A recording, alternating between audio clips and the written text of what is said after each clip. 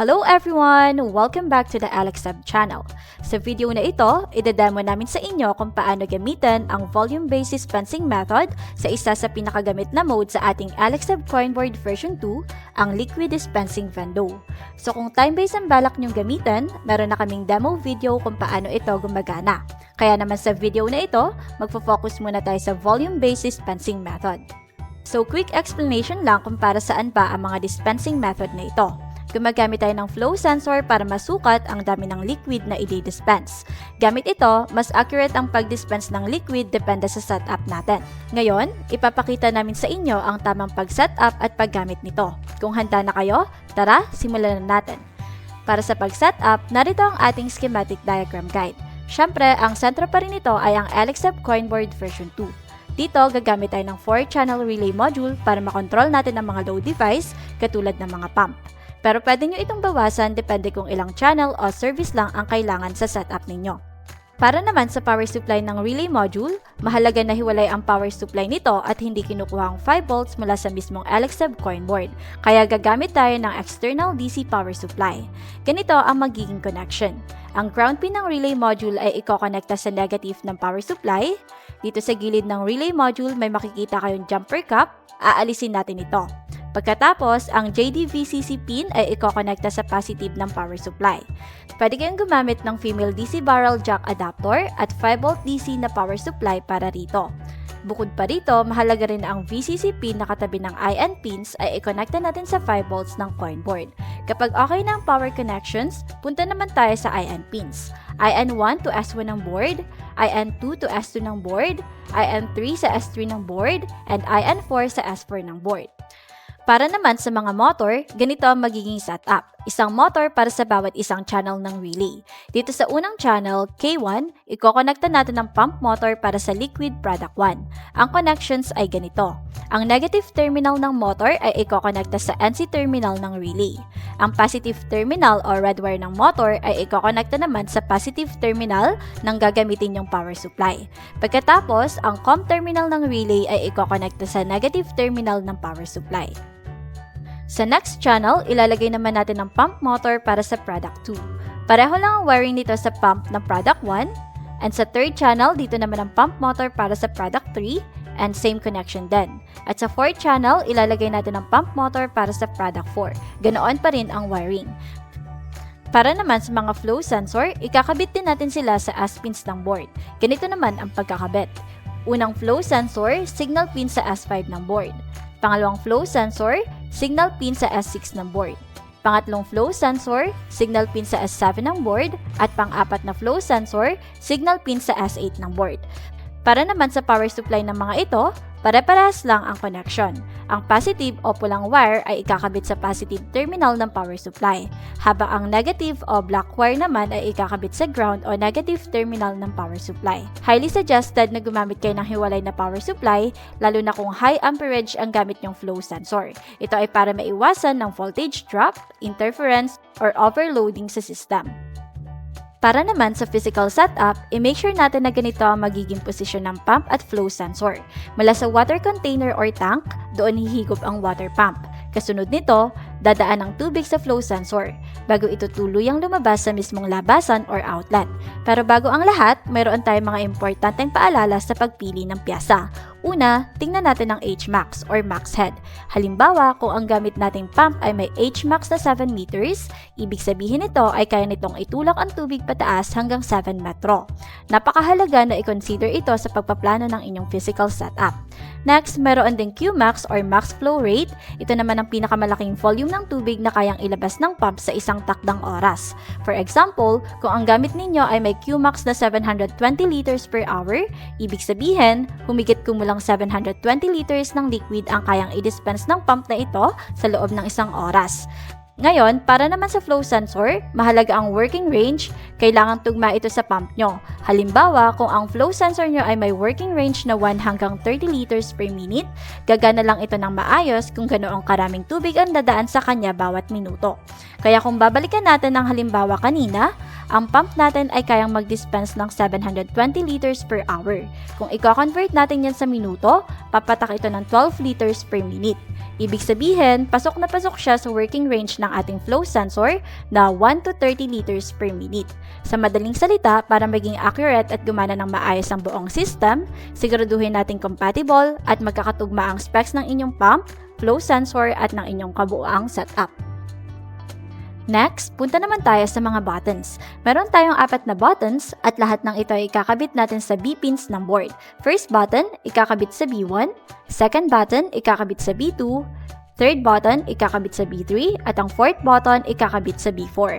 Then para naman sa coin slot connection, ang DC 12 volts pin ng coin slot ay ikokonekta natin sa 12 volts ng board. Ang coin pin ay ikokonekta sa CS ng board at syempre, ang ground ay ikokonekta rin sa ground ng board.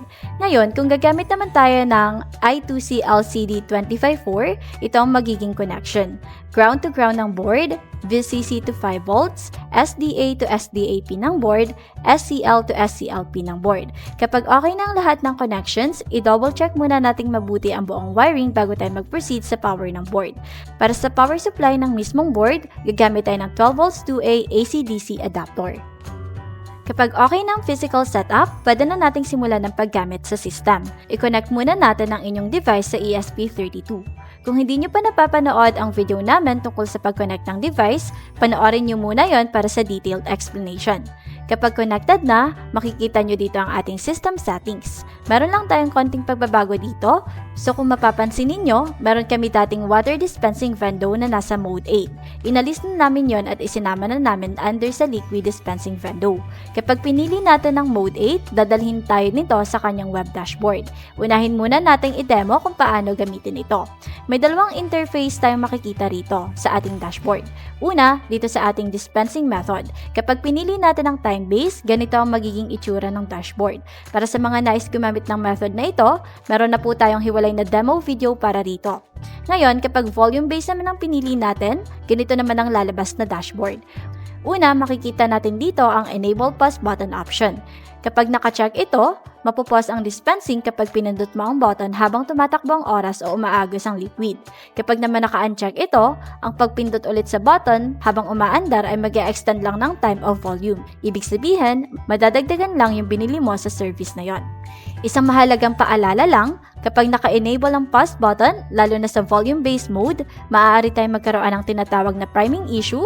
Ito yung pagbaba ng liquid pabalik sa tangke kaya napapalitan ng hangin ang tubo. Dahil dito, nagdudulot ito ng inaccuracy sa dispensing, lalo na kung paglalaroan o pipindutan ng sunod-sunod ang button. Dito sa product cost settings, dito natin masiset ang name ng liquid product. Ginawa namin na hindi fixed para pwede nyong palitan kung ano man ang gusto nyo. So for example, ang product 1 ay gawin kong mantika, then sunod ay dishwashing. Sunod ay Fabcon, then last ay Downy. So pwede nyong baguhin depende sa gusto nyo na angkop sa setup nyo. Next naman ay ang cost nila. So for example, ay maglagay muna tayo ng random cost per product. And then dito sa gilid ay merong checkbox. So kapag active or available lang isang product, lalagyan natin siya ng check. Pero kung hindi naman ay aalisin natin ito. So ayun lang for the first part. Ngayon naman, punta tayo dito sa volume calibration. Ito ang pinaka-importanteng bahagi para masigurado na tama at accurate ang dami ng liquid na dinidispense ng machine. Dito natin isaset kung gaano karaming liquid ang lalabas kada dispense at kung ilang pulse mula sa flow sensor ang kailangan para makuha ang tamang volume. Sa bahagi ng target, dito nyo ilalagay ang desired or target amount ng liquid na gusto nyong lumabas kada dispense. Halimbawa, kung ang product 1 ay tubig na nagkakahalaga ng 1 peso at gusto nyong 500 ml ang lumabas kada 1 peso, ang ilalagay nyo sa target ay 500. Depende ito sa inyong desired quantity kaya pwede itong maging 600 ml, 1000 ml, or kahit anumang amount na nais ninyo. Sa katabing pulses per liter, dito naman natin inilalagay ang pulse per liter or ppl value. Ito ang value na ginagamit ng system upang malaman kung gaano karaming pulse mula sa flow sensor ang katumbas ng 1 litro ng liquid. Dahil magkakaiba ang flow sensor, hose size, pump pressure at klase ng liquid na ginagamit, kailangan muna itong i-calibrate para maging accurate ang dispensing. Sa unang calibration, hindi pa natin alam ang exact na ppl value kaya pwede muna tayong gumamit ng estimated or random value bilang panimulang test. Halimbawa, ang target natin ay 500 ml. Magsisimula kami sa 2000 ppl. Pagkatapos ilagay ang target at pulses per liter, isave muna ang settings at subukan ang actual dispensing ng machine. Kapag natapos ang test dispensing, sukatin gamit ang measuring cup or graduated container kung gaano talaga karaming liquid ang lumabas. Halimbawa, ang target natin ay 500 ml pero 250 ml lamang ang actual na lumabas. Ibig sabihin, hindi pa accurate ang calibration at kailangan pang baguhin ang PPL value. Dito na natin gagamitin ang Auto-Calibrate PPL sa ibabang bahagi. Ang Auto-Calibrate PPL ay built-in calculator na automatic na magko-compute ng bagong recommended PPL value based sa inyong testing result. Una, piliin lamang ang product na kinakalibrate. Halimbawa ay product 1. So dito, automatic na malalagay yung target natin at yung base PPL. So actual ml na lang ang ilalagay. For example, yung 250 ml. Pag nalagay na, pindutin lamang ang compute at automatic na magbibigay ang system ng bagong PPL value. Mapapansin nyo na magbabago ang value sa pulses per liter at ito na ang bagong calibration value na gagamitin ng system. Pagkatapos nito, napaka-importanteng pindutin ang Save All Settings upang permanenteng masave ang bagong values. Kapag hindi ito na-save, babalik lamang sa dating settings ang system at hindi maa-apply ang bagong calibration. Pagkatapos ma-save, mag-test dispense ulit kayo. Kapag sakto ng target volume, halimbawa ay eksaktong 500 ml na ang lumabas, ibig sabihin successful na ang calibration. Ngunit kung kulang o sobra pa rin ang volume, ulitin lamang ang parehong proseso hanggang makuha niyo ang pinaka-accurate na dispensing result. Mas magiging accurate ang calibration kapag gumagamit ng tamang measuring tools. Steady ang pump pressure, walang leak ang hose, at stable ang flow ng liquid. Tandaan din na magkakaiba ang calibration ng bawat liquid dahil magkakaiba rin ang viscosity o lapot ng mga ito. Kaya recommended na i-calibrate ang bawat product individually para mas accurate at consistent ang dispensing ng inyong vending machine. At kung sakaling may ginawa tayong pagbabago sa physical setup, for example, iniba ang haba ng hose, position ng flow, etc., siguraduhin na mag-undergo ulit ng calibration. Isa pa, mahalaga na magkakatugma ang mga device at materials na gagamitin natin.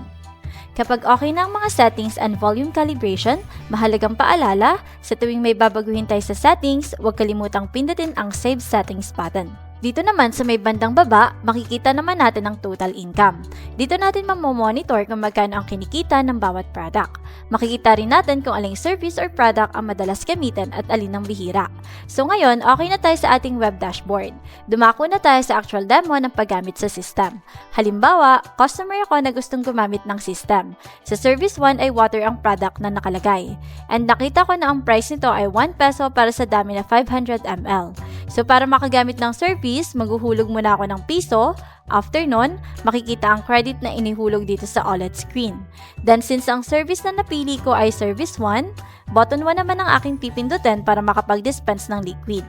Dahil calibrated na to, expected na eksaktong 500 ml na water ang ilalabas ng system. So ayan, makikita dito sa aking beaker na saktong 500 ml ang nakuha ko. So kung sakali na ibang service naman ang gusto ko, ganun pa rin ang proseso na gagawin. Sa setup na ito, mapapansin nyo na gumagamit kami ng malalaking hose or pipe. Kaya ipapakita rin namin sa inyo kung paano naman ang magiging itsura kapag maliliit na pump, flow sensor at hose lang ang gamit. Tulad kanina, same positioning pa rin dapat. Mula sa container, hihigop ang water pump at susundan ito ng flow sensor. At dahil panibagong setup ito, i-make sure na i-calibrate at i-test ito ng paulit-ulit hanggang sa makuha ang eksaktong amount na gustong i-dispense. For example, sa part namin, ang piso ay nakaset na katumbas ng 100 ml. Kaya para magamit ang service, maghulog muna ng bariya para magka-credit.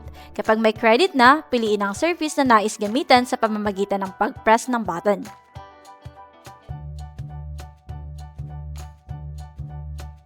At ayun, magdi-dispense ng system ng tamang amount. As you can see, sakto siya sa 100 ml. So ayun lang guys for this video. Ganun lang kadaling gamitan itong volume-based liquid dispensing vendo ng ating Alexab Coinboard version 2. Bilang paalala, kung gagamitin nyo ang system na ito, siguraduhin i-explore at aralin muna ng maayos ang web dashboard bago ito i-deploy sa actual transactions. Ito ay para maiwasan ang errors at anumang aberya sa inyong operation. Para sa inyong mga questions, concerns at suggestions, open na open kami para tumulong at sumagot. Mag-comment lang kayo sa ibaba.